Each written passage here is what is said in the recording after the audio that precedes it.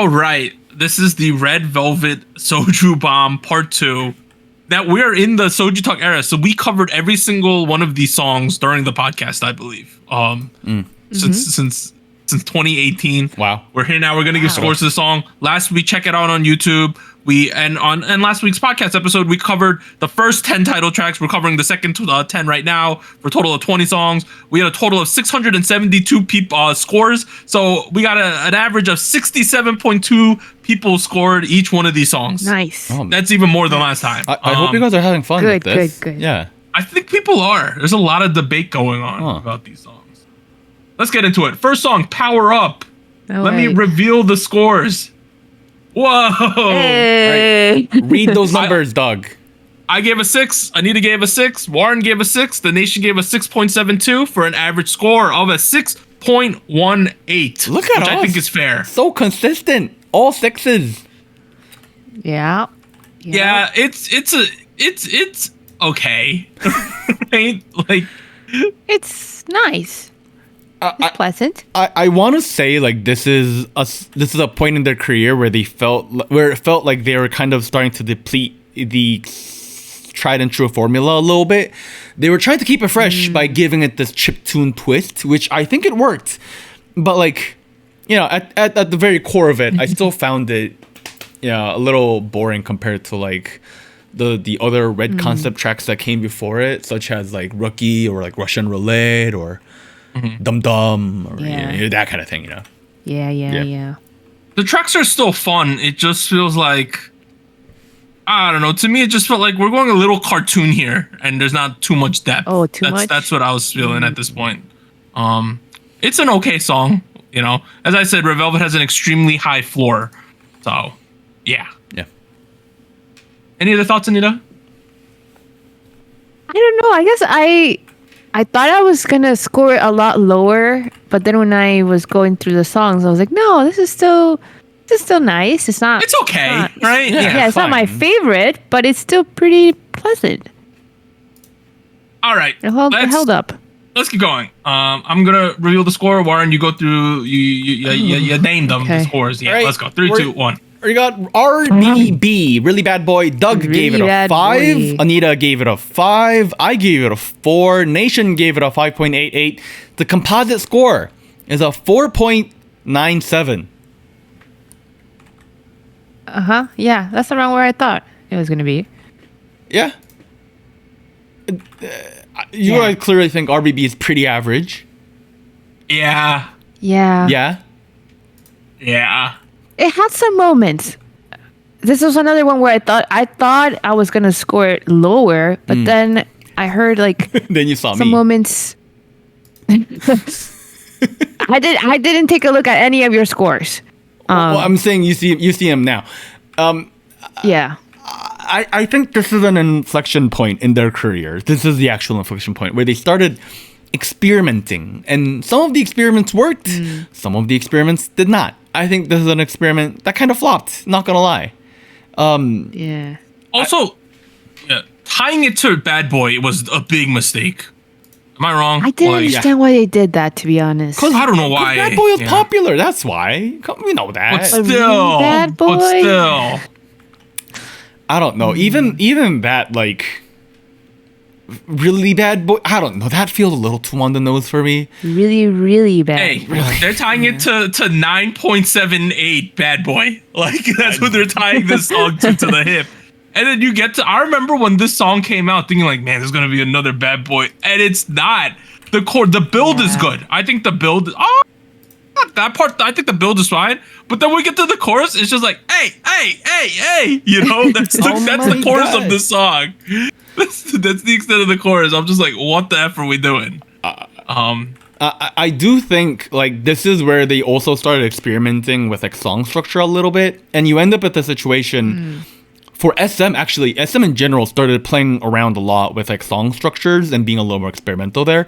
They really went full out in Zimzalabi. We'll talk about that in a second. But like here, kind of going back to what Anita was saying, I think there were a lot of good individual parts that were like really good, like that Joy section near the end where she's like, that part's bridge good. part? yeah, like that. Oh my god, bridge. Yeah, that was really good. You know, like I don't know. Overall, I wasn't a huge fan though. Yeah, let's just keep going. Anita, you get to do Zimzella, which is probably the most Beam. It's probably the most divisive song, whether you love it or hate it. Right? I hope you're ready. Typically, 3, All 2, right. 1. Okay, Doug gave it a 4. I gave it a 4. Warren gave it a 3. The Nation gave it a 6.37. Wow, that's very high. Average of 4.34. Okay. Okay. That's not crazy low, you know, like that's could have been Not lower, I think. Crazy. Yeah. Yeah. It's higher than Really Bad Boy for the Nation. Interesting. I mean, I saw people saying that. Like, I think with RBB, people had high expectations because of the name. Zimzalabim felt like almost like a fresh slate for a lot of folks because it was the beginning of a new trilogy. It was Reveille Festival Part 1. You know what I mean? Like, it was a whole new thing. Yeah. Where, like I mentioned earlier, this is where they really experimented with the song structure. Like, they would plop out post choruses, they would do like the verse in random places, choruses in random places, and at certain points people were saying, oh, like it's meant to feel like a roller coaster, you know what I mean, like lots of random moments, and I'm like, I don't know, it just feels disorganized to me. Get me off of this ride. You know? Yeah, I don't know, if I'm on a roller coaster I can see where I'm going up and I'm going down, you know what I mean, like this to me, it really just comes down to not a fan of the chorus. Like, I don't know why we got all chanty. I still don't know why. 6 years removed, I don't know why it got chanty all of a sudden. You know what really just hit the nail in the coffin for me about how much I didn't like the song is like the last run of the chorus where they suddenly... Earlier, they're like zim zalabim zim zim. They were just doing when that it gets 2x'd, all of a sudden, and then suddenly they're like zim zalabim zim zim zalabim zim zim zalabim zim zim. I'm like, oh, can you stop yelling, please? Like, hey, to be fair, y'all at home might love this song. You know what? On this one, let me pull back the curtain like Wizard of Oz. I'm gonna show you the behind the scenes. You get to see the raw scores for this one because it's divisive. Okay. Boom.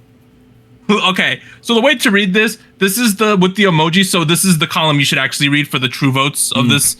The real column. We have inflection points at 5 and 7.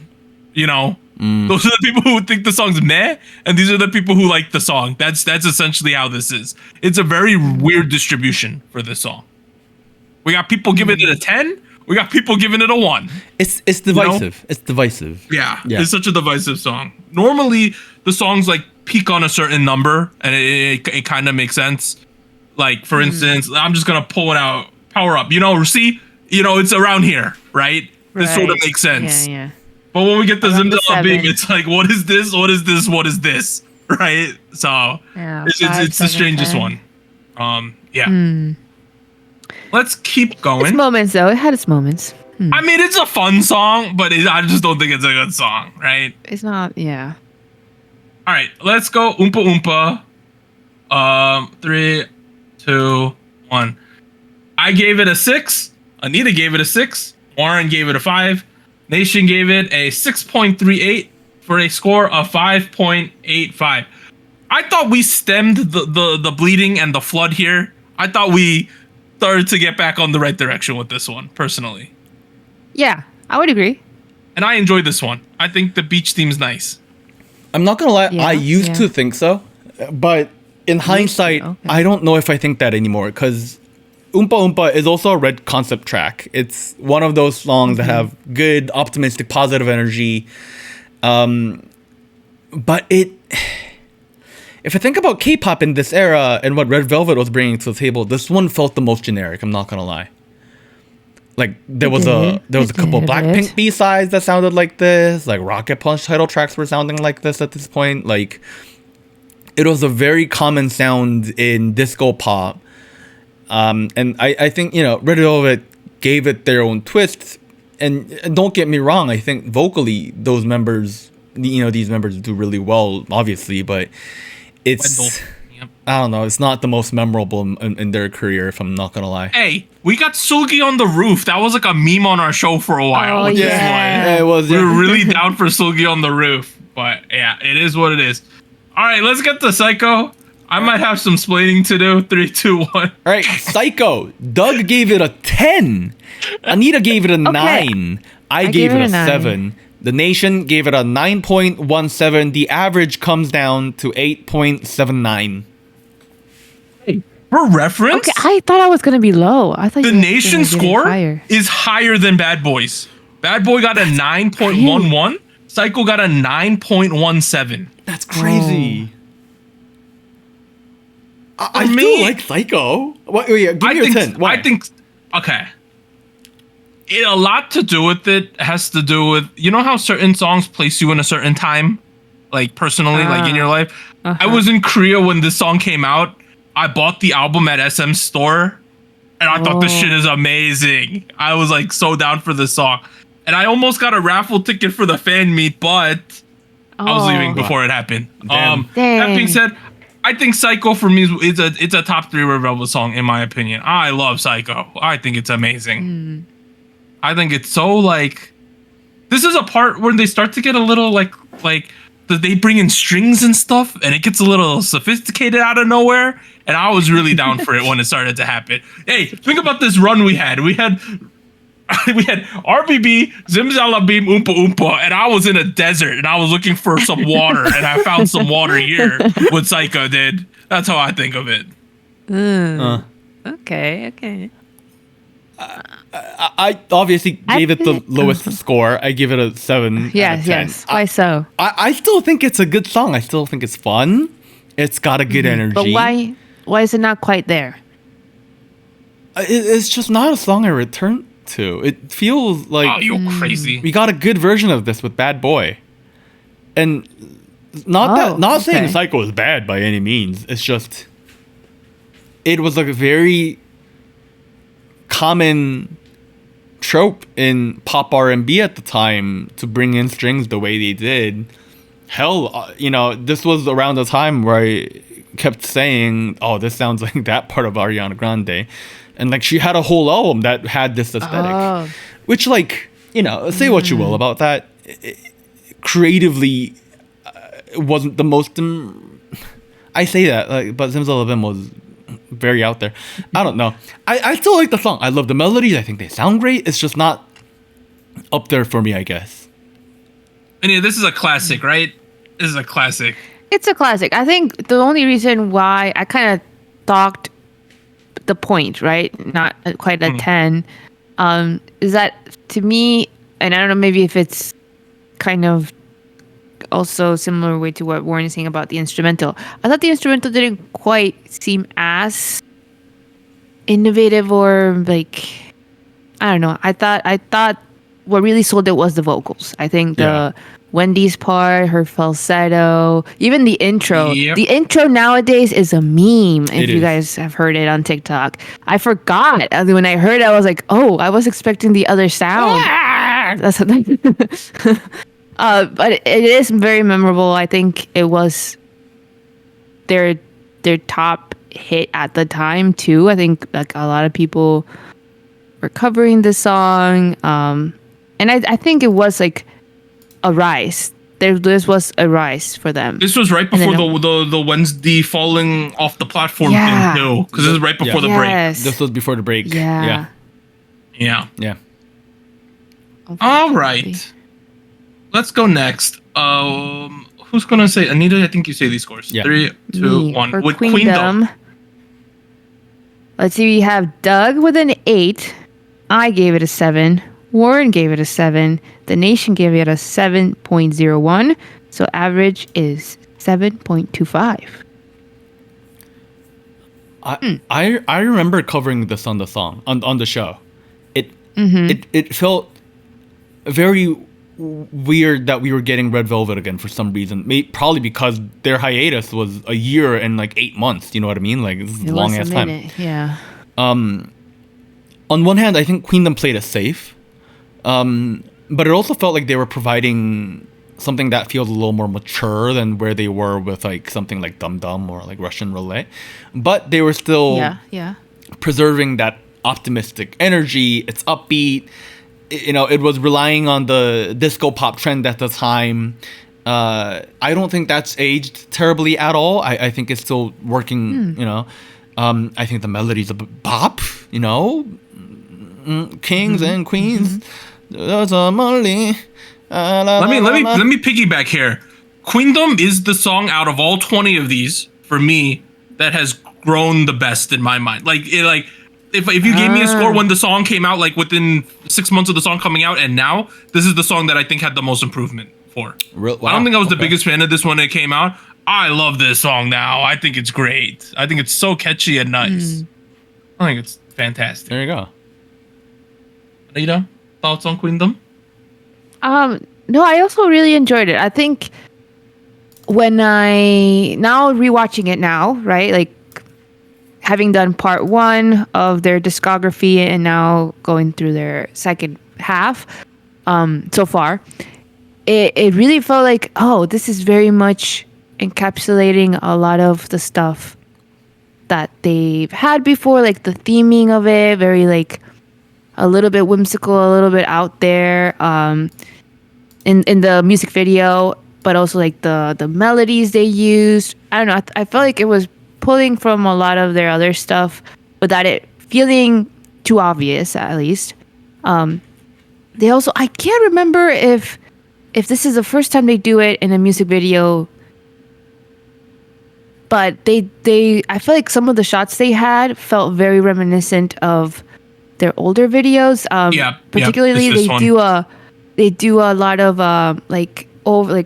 aerial view of them in a table, right? And I feel like they did that a lot in other videos. I don't know if they did it in Psycho, but I felt like I saw it very clearly in Queendom. We're like, oh yeah, we're like kind of referencing some of their previous stuff that I feel like I didn't notice it before, but they do that a lot. The aerial view of them in the circle, at a table. So I don't know. It felt nice. It felt like a good return for them. Right. Let's keep going. I think it's my turn. This is when they discovered art, right? They went to a museum and just started to get art more and more. You're talking about Feel My Rhythm, right?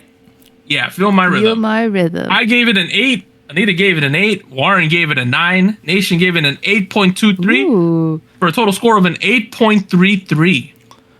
Finally, a number we're higher than you guys. Holy shit. This is a good one. I debated an 8 or a 9. Yeah. It was strange. It is still strange, but it works, right? I don't know. I think Feel My Rhythm is their best song in the second half of their career.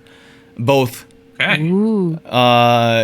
quality wise and impact wise. It had a lot of cultural relevance, like 꽃가루를 날려 became a meme. I remember that. And then someone said 고춧가루를 날려, and so people started flowing out pepper flakes all of a sudden.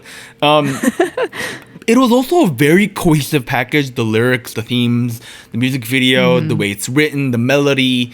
It was very put together. And then you have this sampling-based, slightly experimental, glitchy pop sound, which I think is very forward for its era, but also at the same time, it was very trendy. Sampling was a big thing that year. Red Velvet was doing it. I was doing it. Red Velvet obviously had a piece of that cake too. And this is their piece of the cake. And I think this was the best iteration of that kind of attempt in terms of like sampling things. We went on to do this deep dive on the music video. Like, why is there a fucking golden? People gave essays. People gave out essays. People gave us essays, and like there was a lot to dig into. There was a lot of depth, but at the same time, on the surface level, it also really works really well. The members sound fantastic. Yep. I don't know. I think this was around when like Joy became my favorite member of Red Velvet because it sounds great. I think this is a fantastic song. It really is, I think, their thesis track in their discography overall.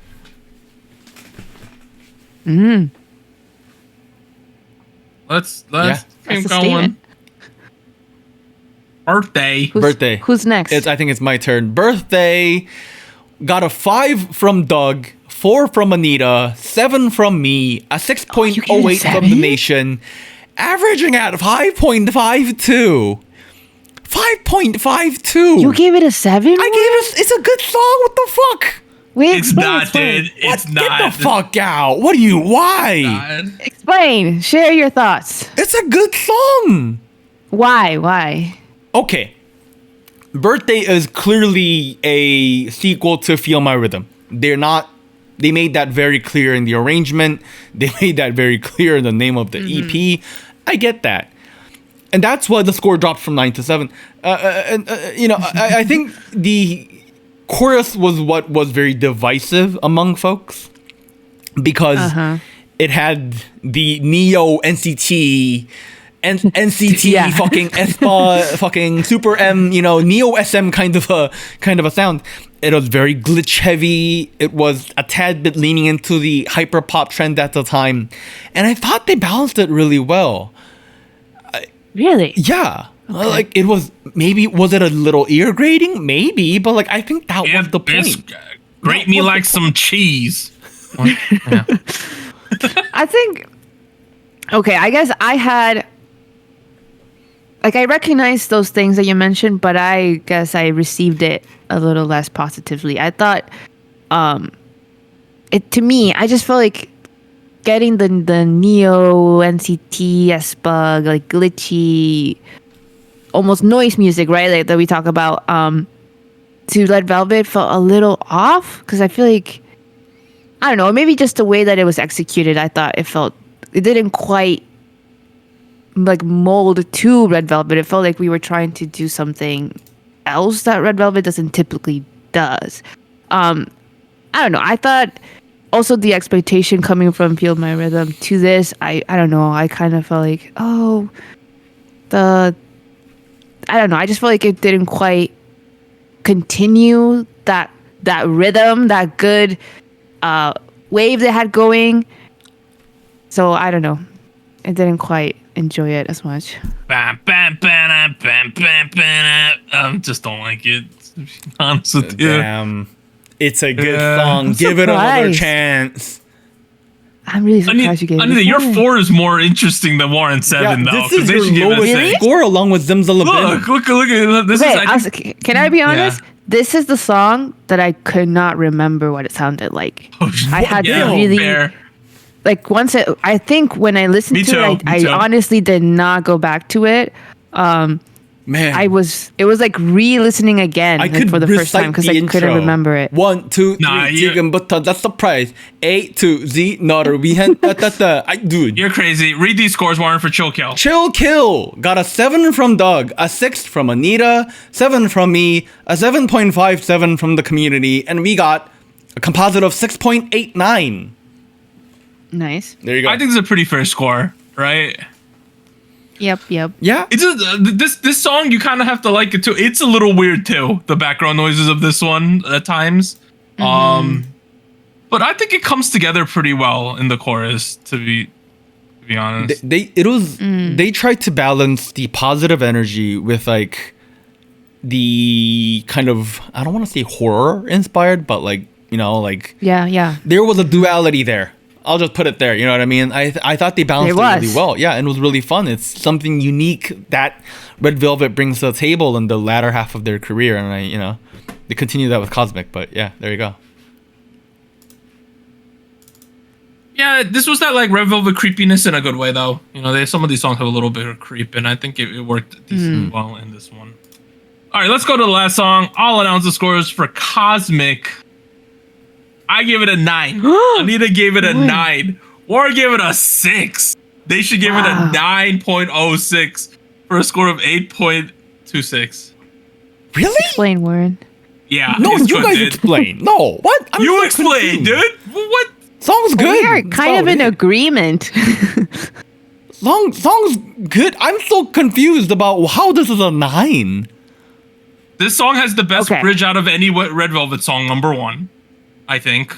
Oh, okay. I think it's one of the better ones. I don't know if it's the best. No, it's the best one if you factor in Wendy's live singing of this bridge. It's Oh the yes, best bridge. that was something. Yeah. This is a classic. It's an all-time classic for Red Velvet. Okay. I agree. Anita agrees. Nation I agrees. do. Warren's a babo. He does not agree. I don't know. I think the song was alright. I felt like it was a good mix between the disco, and like, continuing to build that duality. I don't know. This was the song that was like most forgettable to me after Oompa Oompa. This song, the reason why this song works is because they mastered the tension of the song. I think this song has a lot of tension. When I listened to this, and I was almost glad that this was like kind of what we were ending on, because it felt like a good example. Ending for now. Let's for now. Yes, for this coverage. Oh. Because it felt like the vocals are just so nice. Like when you listen to the melodies and how they were stacked in the chorus, and then Wendy's note, and like how it like progressed throughout the song. It was like, it's so nice. And then the aesthetic they had, the midsummer thing was really cool. Like it I felt like the best stuff that Red Velvet does tends to be a mixture of this like whimsical, a little odd, but very, very pretty, very aesthetically pleasing. You know, back in the day, there was those death cults that pretended they were going on a rocket ship into space, right? Huh? Because the comet was going by. You guys don't know. You guys got to know this shit, right? In America, they drink the Kool-Aid. You don't know the. I know about drink the Kool-Aid. I don't know about the other thing. Really? Okay. Maybe because I'm from the 90s. There used to be these cults that they're like, oh, this comet's coming to take us to the afterlife, right? You know, that's what we're gonna ride a rocket ship, right? That's what the song feels like to me. Take me to the goddamn moon with this one. It's just so pretty. I thought it was a really, really pretty vocally song, and visually. In my defense, I still think the song is good. I know. Yeah. Like I didn't say the song is bad. It's just I don't think it's as good as you guys. I guess I don't know. I thought it was a very pretty song. It's amazing. Okay. It's amazing. Oh, okay. And I think Warren, have you seen the Wendy live singing the bridge of this one? Life-changing. I'm pretty sure I have at some point, but like I said, You must have. I was a little forgetful, so I don't know. I don't remember it to be quite frank with you. Also, like the lyrics, I just can't say goodnight on this one, which seems like it's like the perfect bookend for me for this era, right, Anita? This is the perfect bookend. You know what? I thought for some reason I was just remembering it and thinking that Chill Kill came after Cosmic, and I was like, oh, I guess okay, that maybe that is where we stop for now, right? But now when I saw the order, I was like, oh yeah, Cosmic, yes, Cosmic. That to me that felt like that's a proper way to, as you said, end this era, this musical half. You guys were not this positive on it when we covered the song a couple weeks ago. 9 months ago. It was almost a year ago. Was it really? 9 months, dude. Last June. Months. Okay. Last summer. All right. Yeah, last summer. I wasn't this positive. It's grown so much. I think so too. Yeah. Oh. Okay. Maybe I haven't listened enough. I'll go check it out again. Yeah, 3 score gaps a lot, honestly. I don't know. It just didn't work for me. We're done. What are you Let me go through the scores. Power Up 6.18. Really Bad Boy 4.97. Zimzalabim 4.34. Oompa Oompa 5.85. Psycho 8.79. Queendom 7.25. Feel My Rhythm 8.33. Birthday 5.52. Chill Kill 6.89. Cosmic 8.26. I got a graph going on. Oh, you gotta move this column. Still some good numbers, not okay, that there bad. we go. On the screen right here, you got the chart of the part 2. Man, that beginning run was not great, right? Goddamn, looking at this chart. There was a bit of a low point. Yeah. It was rough, and then once we hit Psycho, we kind of got back our mojo, and then it depends on how you feel about like Birthday and Chill Kill, essentially, right? I think with Red Velvet, what we can take away is that they had a very successful first half of their career. Like that was easily, undebatably, Crazy. we were all like, these are some crazy good songs. And by doing that, by the time you get to the second half of your career, you're able to experiment a lot more. You're able to try a lot more different things, without having a huge risk in terms of finances. So maybe all the experiments didn't stick, but I appreciate that they went through all that. Like stuff like RBB and Zimzalabim happened. I think those songs walked so that Queendom and Feel My Rhythm and Birthday could run a little bit. You know what I mean? Like, I agree. There was some growing pains in the middle of exploration, and then Psycho was kind of more of a callback to Bad Boy. But then once we hit Queendom after the break, we just got a new funk going on, and it worked at certain points, I think, really well. Overall, as we've always said, their competitors at the time were Blackpink and Twice. I think on a personal level, I think Red Velvet has the best discography overall. I think it's fantastic. Solid. I agree. And I think Red Velvet will, let's say 20 years in the future, will be underappreciated for how good they were. It just feels like that. I mean, popularity and quality are different. They're correlated, but not really. Supremely talented. Yeah. Great. That ends episode 325. Been fun. Let us know in the comment section also what group or whatever should we do the Soju, or what maybe we'll do like a fun theme or something like that with the Soju group. Maybe we'll do 10 summer songs, best summer, like we'll vote or something like that. But let us know what you want to do. We're not going to do this every week. It's going to be once in a while because it is a lot of work for everyone. But join the Discord if you want to keep doing some scoring. Koala said she might run some kind of scoring stuff in the meantime when we're not doing it on the pod as well. So be on the lookout for that. Cool. Bye, everyone. Bye-bye. Bye. And here's an extra special shout out to all of our Fiesta Patreons on patreon.com. Bagel, Charles, Cotton Ball, Ellie, Gogu Mama, Honey Pools, Incoming Snail, Liam's Games and Toys, Natalie, NJ Parks, South Texas Once, Siu Sumi. And thank you for joining SojuTalk, your weekly shot of K-pop. Thank you, really.